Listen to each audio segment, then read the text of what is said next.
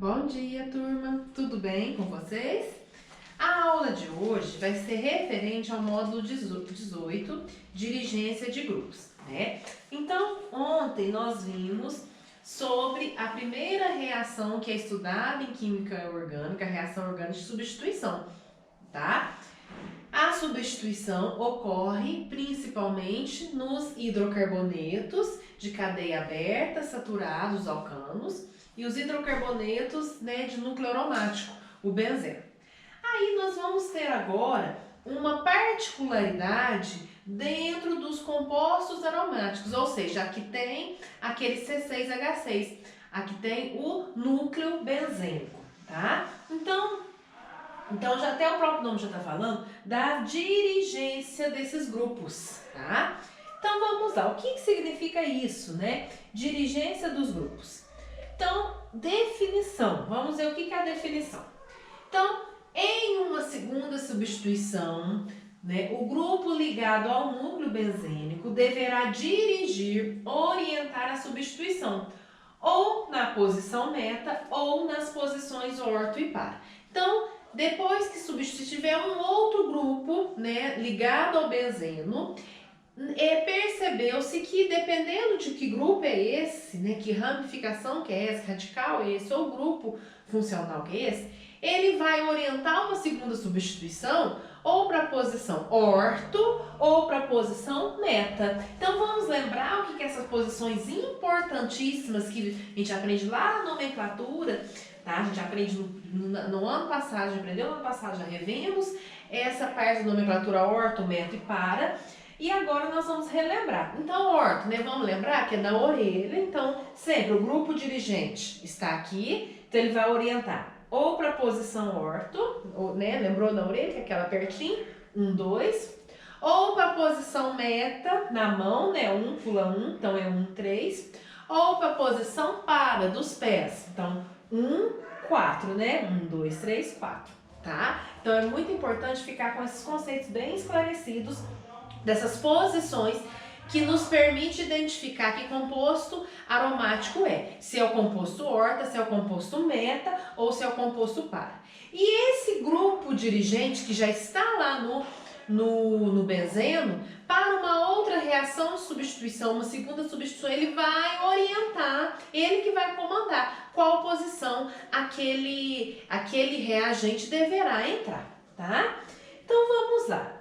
Começando, então nós temos os primeiros grupos, a gente fala grupos de primeira classe, que são grupos que vão orientar na posição orto e para, tá?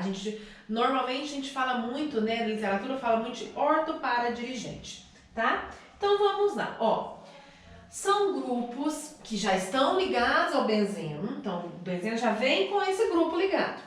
E numa segunda substituição, em outras novas substituições, não precisa ser uma segunda, uma terceira, mas novas substituições, eles vão orientar esses grupos a se encaixarem na posição orto e na posição para, formando uma mistura equimolar de compostos nessas duas posições. Então esses grupos dirigentes, nós vamos ver quais são eles vão orientar na posição orto e na posição para. Então, quer dizer que como produto eu vou ter dois tipos de núcleo benzênico, substituído. Eu vou ter um que vai ser, um composto que vai ter na substituição no orto e um composto na substituição para. A mesma quantidade. Então, por exemplo, se eu tenho 200 moléculas para formar reagentes, eu vou ter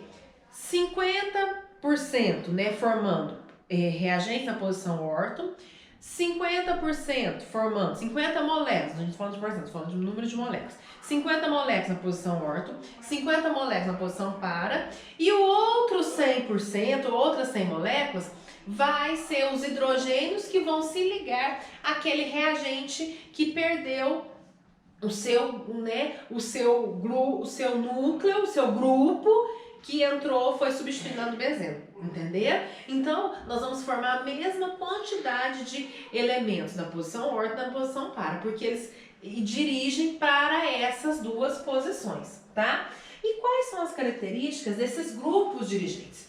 Esses grupos, eles pertencem, né, os grupos que pertencem a essa classe são normalmente grupos mais simples, ou seja, eles são formados apenas de ligações saturadas, apenas de ligações simples, ligações sigma, tá? Então, quem são lá? O NH2, ó, só tem ligação simples, o OH, esse aqui o éter, né, o OCH3, o metil, né, o CH3, o etil, sei lá, CH2CH3, os halogênios, né? Então, o que a gente vai bater o olho lá, vi que é um grupo, né? Uma ramificação, um grupo simples, é simplesinho, tá? Que faz só ligação simples, então ele vai comandar essa outra substituição na posição orto e na posição para, tá? Então vamos lá, né? No exemplo. Né? Então, exemplo. Então, eu tenho aqui, ó, né? Eu tenho metilbenzeno popular tolueno, tá? Lá o CH3. CH3, já sei que ele é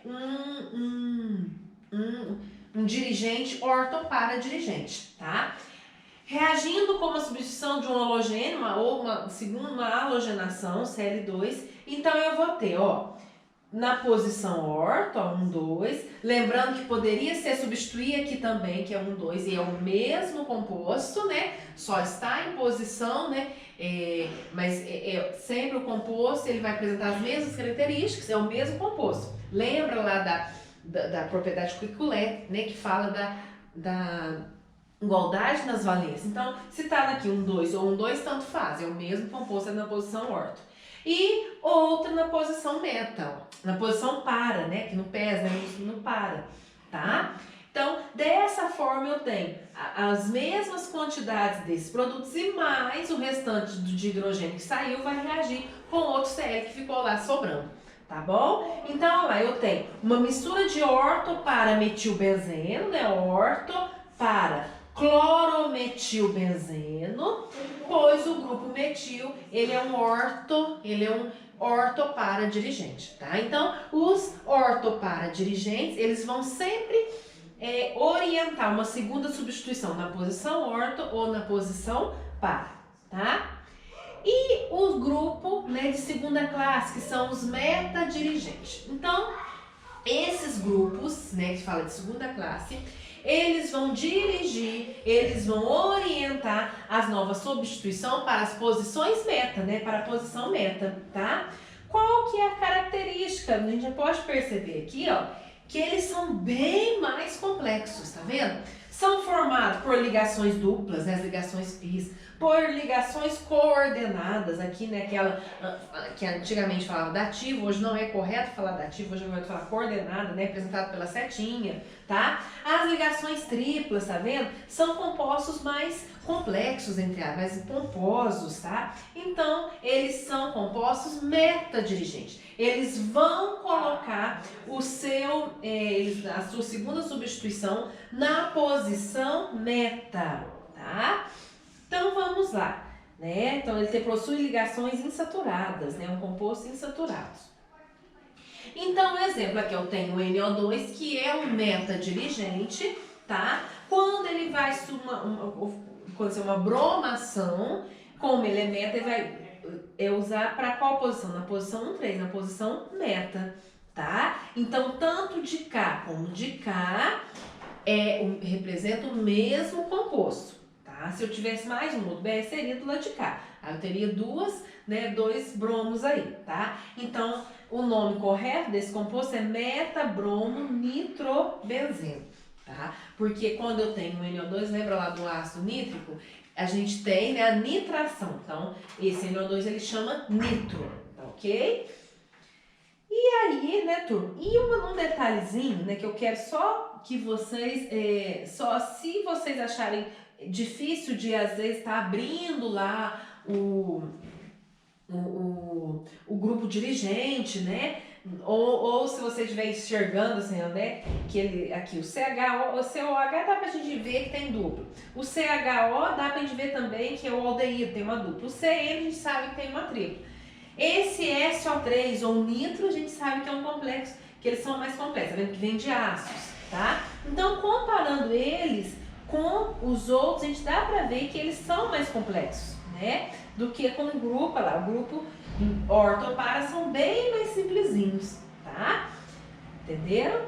Então, aí ainda tem mais uma particularidade, tá? Do núcleo aromático com a cadeia lateral formada por carbonos, viu? Aonde vai ocorrer essa substituição? Então vamos ver, dependendo de condições, a substituição no tolueno, né, que é um composto muito usado no dia a dia, dependendo das condições ambientes, essa substituição pode ocorrer ou no núcleo ou na cadeia lateral, que é aquela ramificaçãozinha. Mas nós vamos guardar a cadeia lateral pra gente guardar essa regrinha, tá? Então, se as condições, né, for de acordo com essa regra, CCC, o que significa essa regra? Calor, claridade, ou seja, se tiver luz, se estiver uma temperatura alta, calor, aonde vai ser a substituição? Na cadeia, tá? Então é o que acontece aqui, ó, tem o tolueno e eu tenho o Cl2. O tolueno, né, ele poderia ele é um dirigente ortopara, né, aqui na posição 1, 2, posição 1, 3, mas na presença de luz e de calor, lembra do triangulinho, né, do triângulo do fogo, tá? Do aquecimento. O que vai acontecer? O Cl ele não vai substituir o hidrogênio do benzeno, do núcleo, ele vai substituir o hidrogênio da cadeia lateral, né? Da ramificação aqui no caso. Então, na presença de C, claridade, e luz, né, e calor e temperatura, a substituição do halogênio aqui vai ser pelo hidrogênio da cadeia lateral, tá ok? Aí ao invés de a gente formar um composto aromático com ortopara, né, substituições, nós vamos, nessas condições, o cloro, ele vai entrar lá na cadeia lateral. E quando que vai ocorrer a substituição no núcleo, né? Quando que vai ocorrer? A reação de substituição, né, pode ocorrer no núcleo, tá? Quando